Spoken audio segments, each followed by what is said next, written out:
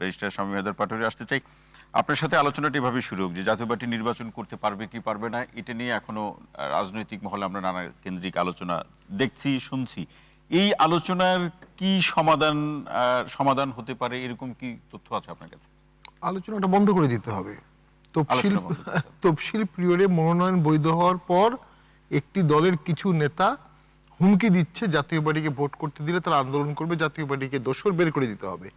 যে এই বক্তব্যটা দিচ্ছে সে একটা নিবন্ধিত দলের বড় নেতা, এক্সিকিউটিভ চেয়ারম্যান অথবা প্রার্থী, তার প্রার্থীতে বাতিল করে দিতে হবে।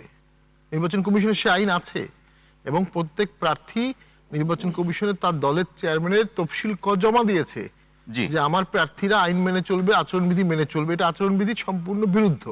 এটা কোনো আলোচনার বিষয়বস্তু হতে পারে না। একটা সুন্দর বিষয় আলোচনায় আসছে, সেটা হচ্ছে যে এই যে অ্যাডমিনিস্ট্রেশন, আসলে বিগত মনসুন রেভলিউশনের পরে যারা ক্ষমতায় আসলো, তরুণরা অথবা জামাত অথবা বিএনপি, তারা স্বাভাবিকভাবেই 15-16 বছরের অ্যাডমিনিস্ট্রেশনকে তীব্র সন্দেহের চোখে দেখলো, যেটা ভুল হয়েছে। এবং তারা 17 বছর আগের অ্যাডমিনিস্ট্রেশনকে ফিরিয়ে আনার চেষ্টা করেছে, যেটা মাসুদ কামাল ভাই বললেন। 70-75 বয়সের লোকজনকে ডেকে এনে দায়িত্বগুলো দেওয়া হয়েছে। বেশিরভাগ লোকই কোনো রকম 12ই ফেব্রুয়ারি দিনটা পার করতে যাচ্ছে। নির্বাচন কি দিন গুণে পার করার কোনো বিষয়? এটা বিশাল ম্যামত একটা যজ্ঞ। আজকেও একজন হত্যা হয়েছে, কয়দিন আগে ওসমান হাতি হত্যা হলো। পার করার কথা কে বলছে? সরকার প্রধান, সম্মানিত সরকার প্রধান তো বলছেন একটা ঐতিহাসিক নির্বাচন হবে। না, এটা তো উনি দার্শনিক কথা বলছেন, উনি দার্শনিক মানুষ। আমি খুব দায়িত্বহীন কণ্ঠেই বলবো, বর্তমান সরকার কখনোই নির্বাচনের জন্য প্রস্তুত না, সদিচ্ছা না। নির্বাচনের ক্ষেত্রে বর্তমান সরকার দুর্বল এবং তার সৎ নিয়তের অভাব ছিল, এখনো আছে। সেই সরকারের আচ্ছাদনের একটি নির্বাচন কমিশনও দুর্বলই হবে। তারপরে যেটা আমার অ্যাডভোকেট জসিমউদ্দিন ভাই বললেন, লেভেল প্লেইং ফিল্ড তো একটা ওভারঅল পারসেপশন হয়েই যায়। আপনি 91, 96, 2001, 2008-এর ভোটগুলোকে একভাবে দেখতে পারেন, 14, 18, 24-এর ভোট প্লেন অ্যান্ড সিম্পল একরকম। তো ভোটের পরে কিন্তু আমরা যারাই হেরে যাব তারাই হয়তো বা ক্রিটিসাইজ করবো, তারপরও একটা জেনারেল ন্যারেটিভ দাঁড়িয়ে যাবে। এখন সমস্যা হচ্ছে অ্যাডমিনিস্ট্রেশন বাংলাদেশে, আমার লিমিটেড আন্ডারস্ট্যান্ডিং, 12টা ভোটেই যে সরকার গঠন করতে পারে, জি, প্রশাসন তাকে হেল্প করে, সেনাবাহিনীও তাকে, রিয়ালিটি তাই, পুলিশও তাকে হেল্প করে। রিয়েলিটি, এটা অনেক এক্সাম্পল আছে, আমি এক্সাম্পল দিয়ে দেখাতে পারি। জিয়াউর রহমানের আমলেও একটা সেন্টারে 108% ভোট এসেছিল, প্রশাসন হেল্প করতে করতে এটা করে ফেলেছে।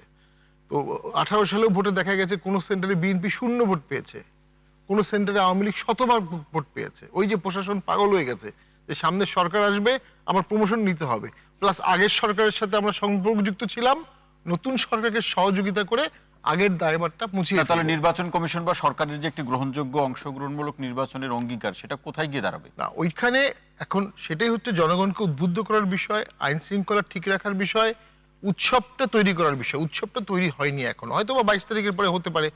আমি তো ফ্রাঙ্কলি মনে করি দেশে স্টেট অফ এমার্জেন্সি দেওয়ার মতো পরিবেশ ছিল সবসময়ই, সেটা দেওয়া হয়নি। কেন দেওয়া হয়নি এটা ইনার স্টোরিটা আমি জানি না। হয়তো বা ডক্টর ইউনূস গভর্নমেন্ট চেয়েছে যে তার রাজনৈতিক দল নাই, তিনি সেনা সমর্থিত সরকার হবেন না, তিনি ছাত্র সমর্থিত সরকার হবেন, এটা তার ইচ্ছা ছিল। ইট ফেইলড হোপলেসলি অ্যান্ড মিজারেবলি। এখনো এমার্জেন্সি 3 মাস দিয়ে তারপর ভোটে আসা উচিত ছিল, কারণ দেশটা অশান্ত, এটাকে আগে শান্ত করতে হবে। অশান্ত এলিমেন্টগুলোকে জোরপূর্বক অথবা বুঝিয়ে আগে বাসায় ফেরাতে হবে। মবটাকে আগে নিয়ন্ত্রণ করতে হবে, মব ক্রাশ করতে হবে। মব আর গণতন্ত্র একসাথে যাবে না, মব আর ইলেকশন তফসিল একসাথে যাবে না। আজকেও বগুড়াতে আমাদের একজন জাতীয় পার্টির নেতার বাসায় গিয়েছে বৈষম্য বিরোধী অথবা এনসিপির ছাত্ররা, তারা আগুন দিতে গিয়েছে মিছিল দিয়ে, এবং 1-1.5 ঘন্টার পরেও পুলিশ সেখানে যায়। আপনাদের মনোনীত প্রার্থীর বাড়িতে? মনোনীত প্রার্থী না, আমাদের একজন কর্মী, কর্মীর বাড়িতে। সে 24 সালে প্রার্থী ছিল, এইটা মিছিল দিয়েছে, 24-এর প্রার্থী, বাসায় আগুন দাও। আজকে তফসিল পিরিয়ডে, ক্যান ইউ ইমাজিন দ্যাট? তাহলে সেখানে সরকার বা ইলেকশন কমিশন নিয়ন্ত্রণ নিতে পারেনি। এখন তো অন্তর্বর্তী সরকারের সময় না, এখন নির্বাচন কমিশনের সরকার। তো নির্বাচন কমিশনকে কিন্তু আমরা খুব কম দেখি। এই যে 64 নির্বাচন কমিশনকে আমরা যেভাবে দেখছি, সেক্ষেত্রে মাসুদ কামাল ভাই তিনি যেভাবে দেখেন সেভাবে ব্যাখ্যা বিশ্লেষণ করলেন, আপনার দেখার দৃষ্টি কি একই রকম? আমি মনে করি সবাই ব্যাপারটা, যদি সেনাবাহিনী সক্রিয়ভাবে সেনাবাহিনীকে অনুরোধ করে নামিয়ে দিয়ে যদি সেনাবাহিনী সঠিকভাবে দায়িত্ব পালন করে, পরিবেশটা পরিবর্তন হতে পারে।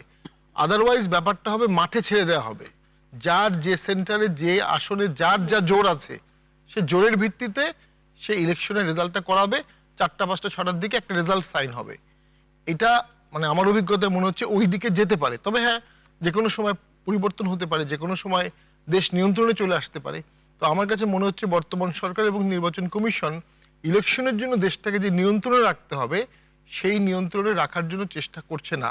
আর আরেকটা মহল ইলেকশনটাকে বার্গেনিং চিপ হিসাবেও বিতর্কিত রাখছে, আন্দোলন করছে, হুমকি দিচ্ছে, মব সৃষ্টি করছে। জি। অনেকে ইলেকশন চাচ্ছে না, ইলেকশন না হলে স্ট্যাটাস কিউ চললে তারা মনে করছে তাদের জন্য প্রেফারেবল। তো এই সমস্ত কিছুর মধ্যে একটা সমঝোতা হওয়া উচিত ছিল। সেটা হিডেন হতে পারে, ওপেন হতে পারে, কিছু হিডেন কিছু ওপেন হতে পারে। সবগুলো দল মিলে এই সমঝোতা না হওয়ার কারণে ইলেকশনের মধ্যে নানামুখী অনিশ্চয়তা হচ্ছে। আমি শেষ করে দিচ্ছি, এখনো আমাদেরকে সবাই জিজ্ঞেস করে ইলেকশন হবে কিনা। আমরা এই প্রশ্নের উত্তর কিভাবে দিব এবং কেন এই প্রশ্ন হবে এই সময়? আপনারা কিন্তু এই হচ্ছে। প্রশ্নের উত্তর কি দেন? যদি এভাবে প্রশ্ন করা ঠিক না, যারা জানতে চান তাদের কাছে কি দেন? আমরা বলছি হতেও পারে, নাও হতে পারে। এছাড়া তো উত্তর দেওয়ার কিছু নাই।